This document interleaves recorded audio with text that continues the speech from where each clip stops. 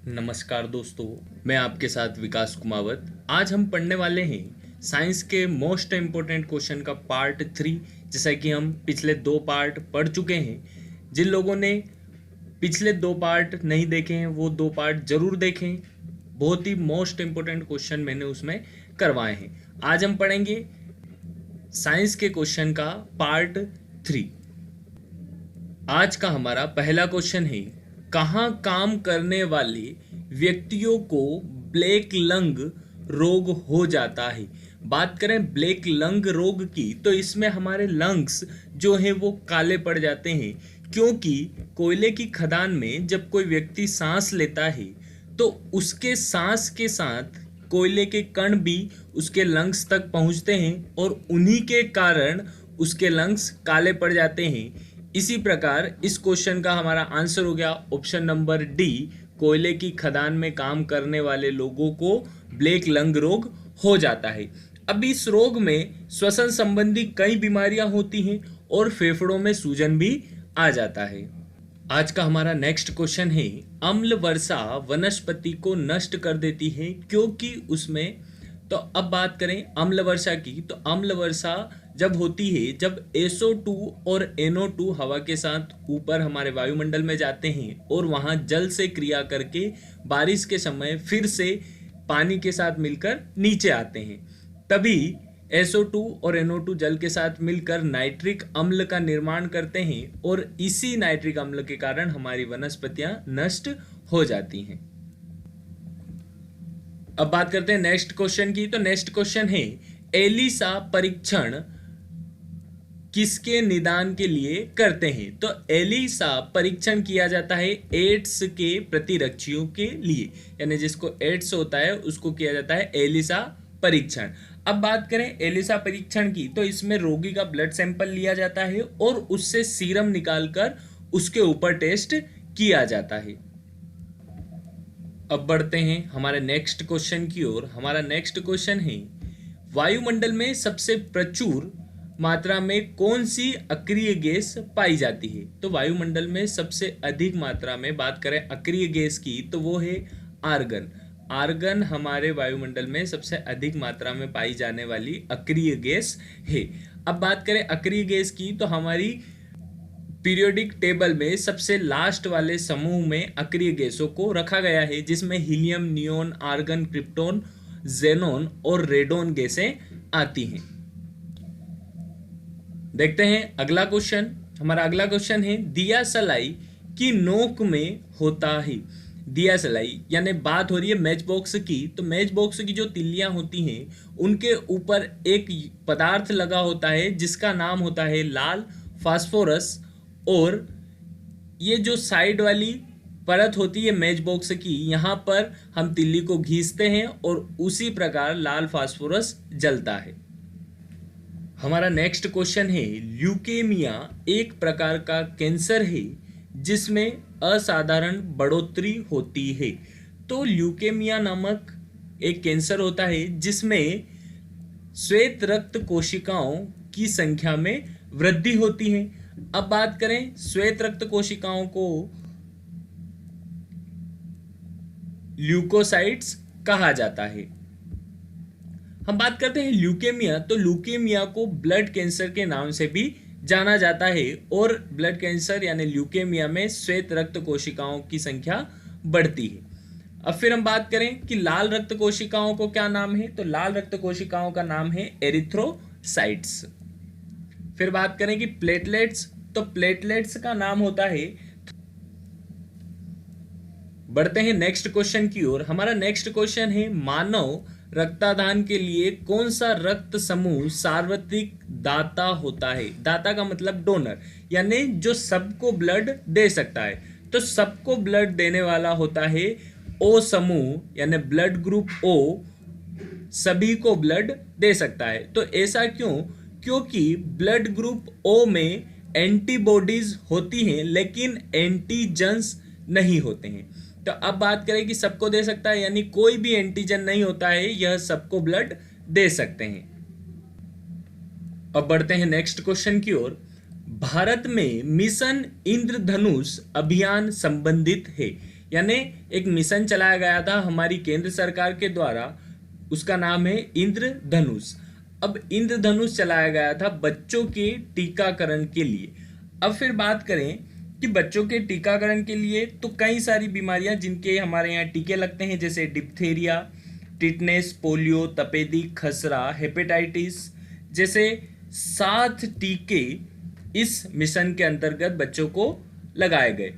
अब फिर बात करें कि इंद्रधनुष, तो इंद्रधनुष इसीलिए इसका नाम रखा क्योंकि इंद्रधनुष में 7 कलर होते हैं और टीकाकरण के इस मिशन के अंतर्गत भी 7 टीकों को लिया गया था।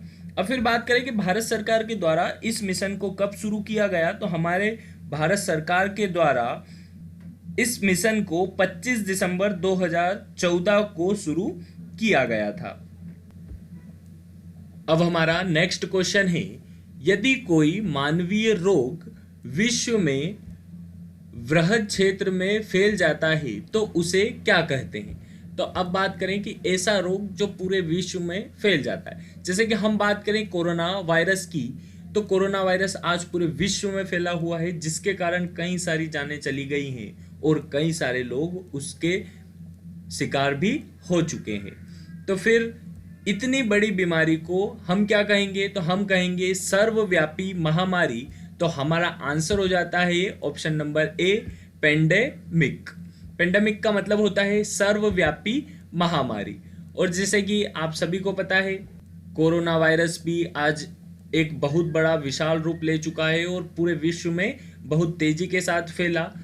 अब लगभग कई सारी कंट्रियों ने उस पर कंट्रोल कर लिया है, हम भी यानी हमारा भारत भी जल्द ही इस पर कंट्रोल करेगा। तो मैं आप सभी से निवेदन करूंगा कि घर में ही रहें, जरूरी काम होने पर ही घर से बाहर निकलें और लॉकडाउन का पूर्णतः पालन करें। हमारा नेक्स्ट क्वेश्चन है, डेंगू बुखार में मानव शरीर में निम्नलिखित में से किसकी कमी होती है। तो दोस्तों मोस्ट इंपोर्टेंट क्वेश्चन है, कई बार एग्जाम में पूछा जा चुका है। तो अब बात करें डेंगू की, तो डेंगू एक वायरस के कारण होने वाला रोग है और डेंगू के वायरस का नाम होता है डेंगू वायरस। अब फिर बात करते हैं कि डेंगू वायरस होता किसके कारण है। तो डेंगू वायरस होता है मादा एडिस मच्छर के काटने से। अब इस रोग में रोगी को बहुत तेज बुखार आता है, सिर दर्द, त्वचा पर चेचक के जैसे चकत्ते पड़ जाते हैं और हड्डियों में बहुत जोरों का दर्द होता है। इसके रोगी को ऐसा लगता है कि हड्डियां अब टूट जाएगी, जोड़ों में दर्द, मांसपेशियों में दर्द और कई सारी तकलीफें होती हैं। तो अब फिर आ जाते हैं हमारे क्वेश्चन पर। तो क्वेश्चन में पूछ रहा है कि डेंगू के कारण निम्न में से किसकी कमी हो जाती है। तो डेंगू में प्लेटलेट्स की कमी हो जाती है। हमारा आंसर हो गया ऑप्शन नंबर ए। हमारा नेक्स्ट क्वेश्चन है कैंसर संबंधित है। तो बात करें कैंसर की, तो कैंसर यानी कि टिश्यू का अनकंट्रोल्ड बढ़ना, यानी ऊतकों का अनियंत्रित रूप से बढ़ना, उसी को कहा जाता है कैंसर। तो हमारा आंसर हो गया ऑप्शन नंबर ए। कहीं भी हमारे अंग की कोशिकाओं का एक जगह इतना बढ़ जाना कि वह हमें तकलीफ देने लगे, उसे कहते हैं हम कैंसर।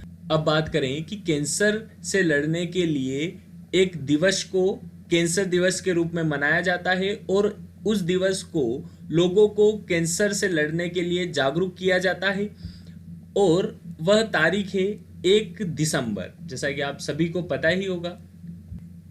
हमारा नेक्स्ट क्वेश्चन है रेडियो एक्टिवता की परिघटना की खोज किसने की थी।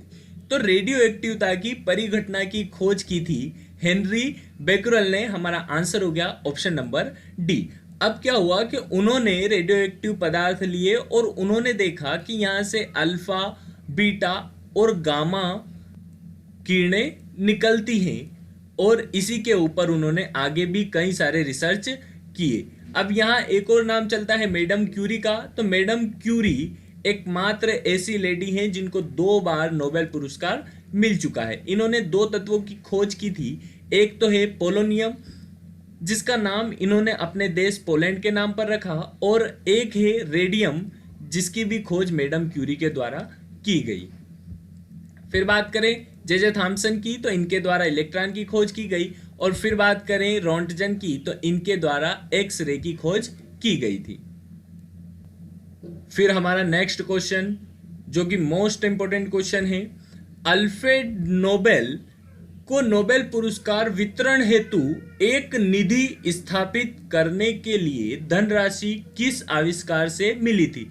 यानी कि इनके पास इतना पैसा कैसे आया, इन्होंने कैसे कमाया कि नोबेल पुरस्कार की इन्होंने शुरुआत कर दी थी। तो अब बात करते हैं अल्फ्रेड नोबेल की। तो अल्फ्रेड नोबेल एक साइंटिस्ट थे और इनके द्वारा डायनामाइट की खोज की गई थी। डायनामाइट जो कि एक विस्फोटक है और विश्व युद्ध में इसके द्वारा कई सारे विस्फोट किए गए थे। और फिर बात करें नोबेल पुरस्कार की तो अलग अलग क्षेत्रों में प्रमुख कार्य करने वाले लोगों को यह पुरस्कार हर वर्ष वितरण किए जाते हैं और इसमें अच्छी खासी राशि दी जाती है। फिर अगला क्वेश्चन है सौर ऊर्जा का कारण है। अब बात करें सौर ऊर्जा, तो सौर ऊर्जा यानी कि हमारे सूर्य की ऊर्जा। अब फिर सूर्य की ऊर्जा की बात करें तो सूर्य में होता है नाभिकीय संलयन यानी फ्यूजन रिएक्शन होती है, न्यूक्लियर फ्यूजन होता है और उसी के कारण सूर्य को ऊर्जा मिलती है। तो हमारा आंसर हो गया ऑप्शन नंबर ए, संलयन अभिक्रिया होती है। तो सूर्य में कौन सी अभिक्रिया? तो नाभिकीय संलयन अभिक्रिया होती है हमारे सूर्य में और उसी से सूर्य को ऊर्जा मिलती है। अब फिर यहाँ पर एक पॉइंट और है, विखंडन अभिक्रिया। तो विखंडन अभिक्रिया होती है एटम बम में और एक और बम होता है हाइड्रोजन बम, उसमें होती है संलयन अभिक्रिया। आप कमेंट सेक्शन में जरूर बताएं कि हाइड्रोजन बम ज्यादा शक्तिशाली है या परमाणु बम ज्यादा शक्तिशाली है। आप कमेंट सेक्शन में आंसर जरूर दें। हमारा नेक्स्ट क्वेश्चन है बर्फ पानी पर इसलिए तैरती है क्योंकि।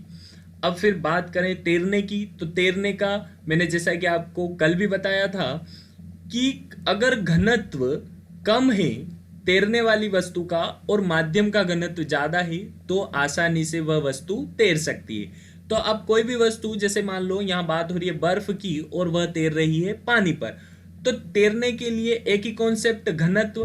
तो बर्फ का घनत्व क्या होना चाहिए? कम और पानी का ज्यादा। तो हम पढ़ते हैं ऑप्शन। पहला ऑप्शन है बर्फ ठोस होती है और पानी तरल, तो ये कोई मेन रीजन नहीं है इसका। फिर बात करें बर्फ का घनत्व पानी से अपेक्षाकृत कम होता है, तो ये बिल्कुल हमारा आंसर हो गया क्योंकि बर्फ का घनत्व हमें क्या कम होना चाहिए और पानी का ज्यादा, जिसके कारण वह पानी पर तैर सके। हमारा नेक्स्ट क्वेश्चन है एक्स किरणों की खोज किसके द्वारा की गई थी? तो एक्स किरणों की खोज की गई थी रोंटजन के द्वारा। अब फिर बात करें एक्स किरणों की, तो एक्स किरणों का उपयोग होता है शरीर में किसी टूटी हड्डी का पता लगाने में, फेफड़ों के रोगों की जांच करने में, और अगर किसी व्यक्ति को गोली लगी है और वह गोली कहीं ऐसी जगह है जहां दिख नहीं रही है तो उस गोली का पता भी एक्स किरण के द्वारा लगाया जा सकता है। अब बात करें कि एक्स किरणें उत्पन्न कैसी होती है, तो तीव्रगामी इलेक्ट्रॉनों को एक भारी लक्ष्य से टकराया जाता है जिससे एक्स किरणें उत्पन्न होती हैं। अब फिर बढ़ते हैं नेक्स्ट क्वेश्चन की ओर। हमारा नेक्स्ट क्वेश्चन है प्रकाश वर्ष किसका मात्रक है? यहाँ दोस्तों थोड़ा सा मिसप्रिंट है, यहाँ आप कर लेना मात्रक। तो प्रकाश वर्ष किसका मात्रक है? तो प्रकाश वर्ष अब पढ़ने से लगता है, वर्ष जब आ जाता है तो कई सारे स्टूडेंट लगा देते हैं समय। समय अगर आपने आंसर लगा दिया तो आपका आंसर बिल्कुल गलत है। आप सभी को ध्यान रखना है प्रकाश वर्ष मात्रक है दूरी का। और अब फिर बात करें कि प्रकाश वर्ष होता क्या है, तो प्रकाश वर्ष यानी प्रकाश के द्वारा एक वर्ष में चली गई दूरी को प्रकाश वर्ष कहा जाता है। अब बात करें प्रकाश वर्ष का मान, यानी एक प्रकाश वर्ष बराबर कितने मीटर या किलोमीटर होता है, तो एक प्रकाश वर्ष बराबर 9.46 इंटू 10⁻15 मीटर होता है। अब फिर बात करें पारसेक, तो पारसेक भी दूरी का मात्रक है और एक पारसेक बराबर होता है 3.26 प्रकाश वर्ष। बढ़ते हैं अगले क्वेश्चन की ओर। हमारा अगला क्वेश्चन है ओम का नियम क्या परिभाषित करता है? तो ओम एक वैज्ञानिक थे और उन्होंने एक नियम दिया और वह नियम है कि यदि किसी चालक की भौतिक अवस्था में कोई परिवर्तन न किया जाए तो चालक के सिरों के बीच विभवांतर तथा चालक में प्रवाहित धारा का अनुपात हमेशा नियत रहता है, यानी V और I का रेशियो हमेशा कांस्टेंट रहता है। V मीन्स वोल्ट और I मीन्स इलेक्ट्रिक करंट। तो उसी प्रकार यहां से नियम बनता है V बराबर IR, जहां R एक कांस्टेंट है जो उस परिपथ का या उस वायर का, उस चालक का प्रतिरोध है। तो ओम के नियम के द्वारा V और I में संबंध बताया गया है। तो हमारा आंसर हो गया धारा और वोल्टता। हमारा नेक्स्ट क्वेश्चन है सूर्य का ताप मापा जाता है। तो बात हो रही है सूर्य के ताप की, यानी कि बहुत ज्यादा ताप की। तो सूर्य का तापमान बहुत ज्यादा होता है जिसे हम थर्मामीटर से नहीं माप सकते। तो इसके मापने के लिए उपयोग किया जाता है पायरोमीटर तापमापी। यह एक बहुत अधिक ताप मापने के लिए यूज किया जाता है और सूर्य का तापमान लगभग 6000 डिग्री सेल्सियस से भी अधिक होता है। अभी हमने जाना था कि सूर्य में नाभिकीय संलयन की अभिक्रिया होती है और इसी कारण सूर्य को ऊर्जा मिलती है। फिर बात करते हैं हमारे नेक्स्ट क्वेश्चन की। तो नेक्स्ट क्वेश्चन है सागरीय खरपतवार, यानी कि जो समुद्र की खरपतवार होती है किसका महत्वपूर्ण स्रोत है। तो दोस्तों बहुत इजी क्वेश्चन है पर कई सारी एग्जाम्स में पूछा गया है। तो बात करें कि समुद्री घास की, तो समुद्री घास में आयोडीन पाया जाता है क्योंकि समुद्र का पानी लवणीय पानी होता है और उसी के कारण समुद्र की घास में आयोडीन की अधिकता होती है। तो दोस्तों इसी के साथ वीडियो को खत्म करते हैं। आई होप आप सभी को वीडियो पसंद आया होगा। अगर वीडियो पसंद आया हो तो वीडियो को लाइक करें, अपने दोस्तों के साथ शेयर करें, चैनल को सब्सक्राइब करें और बेल आइकन को प्रेस करें ताकि आपको सारे न्यू वीडियो की अपडेट मिलती रहे। मिलते हैं दोस्तों नेक्स्ट वीडियो में। जय हिंद, जय भारत। और जो आपसे क्वेश्चन पूछा गया है उसका कमेंट सेक्शन में आंसर जरूर दें।